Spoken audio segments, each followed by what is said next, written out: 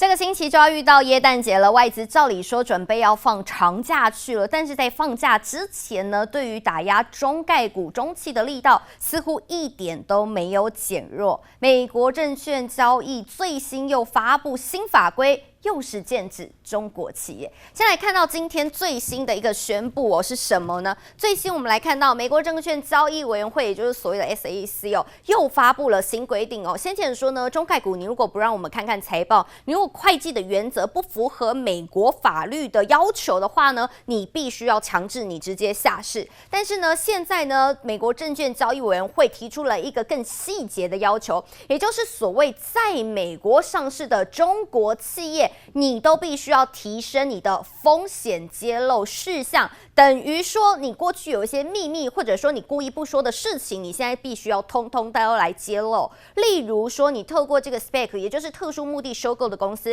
有一些企业呢，它会去直接买在美国的空头公司然后借由美国空头公司来进行上市，这样呢可以快速的简化整个上市以及审查的流程。所以在这2年呢，很多企业都是透过 SPAC 的方式来进行美国资本市场的上市。那他们说，现在无论你是中国企业要上市，无论你是透过 SPAC， 也就是特殊目的收购公司的方式进行上市，你必须要告诉我这3大的重点。第一个，你上市企业的背后金主是不是来自于中国企业，也就是花钱让你上市的这个金主是不是来自中国。第二个呢，你的多数主管是不是都位于中国市场？你明明是要在美国资本市场挂牌交易上市，照理来说，你美国至少也要分部吧，你至少要有员工在这边进行工作吧。可是如果说在美国呢，根本只有寥寥无几的几个人，但是你主要的主管都位于中国，美国证券交易委员会就会觉得好像有点不太对劲了。第3点是什么呢？你的并购对象，你的并购对象，并购你的人是不是设置于总部在中国的企业？如果呢符合以上这3点基本上呢你自己就要先回答美国证券交易委员会所问你的问题了。好，必须要公开来遵守的是联邦证券交易法。这一句话说得很重，因为你没有遵守的话，你第一可能面临裁罚，第二你可能会面临下市的要求。先前呢 SEC 的主席就曾经说过，美国投资人现在面临的一个最大的风险，而且呢最让人困惑的地方就是怎么样呢？他们恐怕不知道，他们投资的标的当中背后事实上是有中资入驻，甚至是中国企业有关。所以他认为在中国企业大力监管，中国官方大力监管企业的力道之下，一旦出现波动，投资人如果不知道背后到底有没有中企的影子，那事实上投资人可能会蒙受损失。现在呢，如果中国企业或者说有中资背景的企业要到美国上市，老实说难上加难，像是谁呢？也碰了闭门羹。我们来看到香港富豪李嘉诚的儿子李泽楷，他私人投资了一家保险公司，叫做富卫集团好，事实上呢，他在今年6月份的时候风风光光来向美国证券交易委员会提交上市的申请，就在今年6月前几个月左右的时间而已。他们打算发售的是什么呢？美国存托股票，而且呢，打算发售筹资的规模高达数十亿美元。没有想到，就在了12月呢，忽然之间，这个李泽楷就是富卫集团，他们撤回跟美国证券交易委员会所提交的申请。他们最新告诉 SEC 说什么呢？他们要停止推进在纽约上市，放弃了，我不要了，我现在要改为什么呢？根据传言，他们计划要改为到香港上市，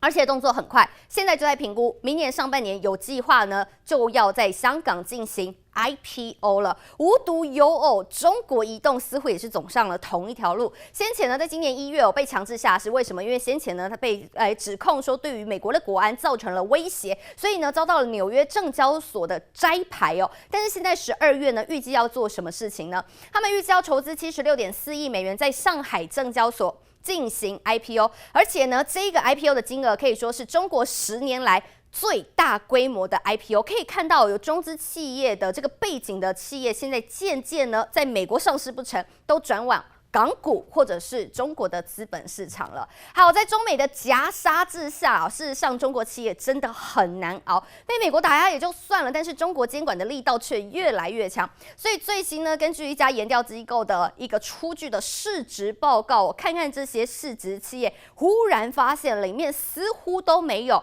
中国企业的影子了。现在全球市值前10大的上市公司，我们先来看看。好，我们先扣除掉谁呢？沙烏地阿拉伯国家石油公司，我们再扣除掉一间公司好了，台积电，这个是台湾企业。然后另外呢，我们再扣除掉波克夏公司，它算是一个控股投资公司。扣除掉这3家公司里面前10大的企业呢，基本上都是美国的科技巨头。但是现在看不到中国的企业了。中国的企业以前有多辉煌呢？前10名他们可以占到4名，而且呢，我们先来看腾讯好了，腾讯今年就刚好掉出10名之外，在11名哦。但是它今年排行最高的时候，曾经市值冲上了第6名哦。而阿里巴巴的部分，阿里巴巴去年排名还有在第9名，但是今年呢，已经跌出前10名之外，更不知道跌到哪里去了。所以我们看到在中美夹杀之下，股价出现了波动，市值也大幅的缩水。因此呢，在这个市值前10名的大集团当中，似乎已经渐渐看不到中国企业的影子。2个原因，北京开始整顿科技业，对数据好敏感。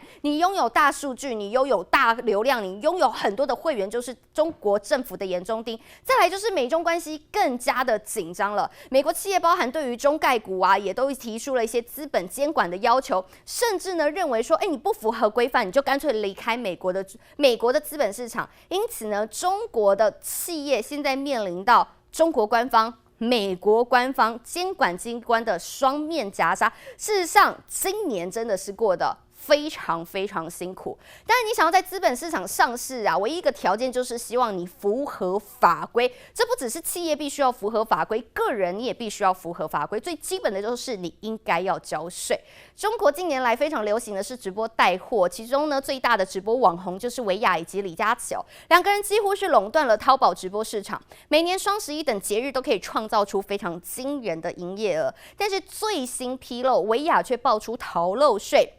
遭到了中国政府开罚13.41亿人民币，相当于新台币60亿元。事件曝光之后呢，薇娅遭到了中国的全网封杀，微博、抖音、淘宝直播间、快手、小红书等平台账号通通都消失。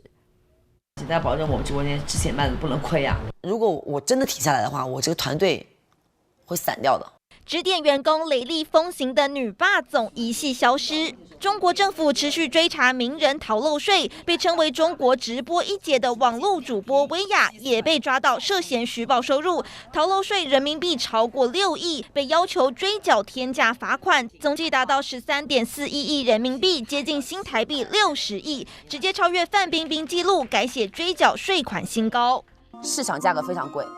，1000多，我们今天晚上卸货500个，499，已经开了。我们现在这个手镯没有了。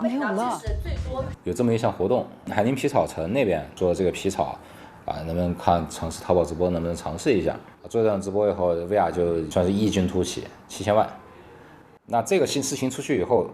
那商家开始重新审视淘宝直播。薇娅本名黄薇，原本是歌手的她，2016年转战直播带货，短短4个月就达到成交额1亿人民币的惊人战绩，为她带来直播一姐、淘宝一姐等称号，还曾经卖出火箭和港星刘德华合作，几乎垄断淘宝直播市场，甚至挤进中国富豪榜。最新出炉的新财富500富人榜，淘宝直播网红黄薇，也就是薇娅及其丈夫董海峰也榜上有名，夫妇俩以90亿的财富成功登榜。薇娅这次被抓到2019年到2020年间虚报收入，随着薇娅发布道歉信，火速缴交罚款，她的商业帝国还是一系瓦解，不但黯然注销和丈夫的合伙企业，通知员工先回家休息，还遭到中国全网封杀，微博、抖音、淘宝直播间等平台账号全面消失。眼看大咖倒台，据传有上千名直播主主动补缴税款，成效惊人。记者郝真赖婉君综合报道。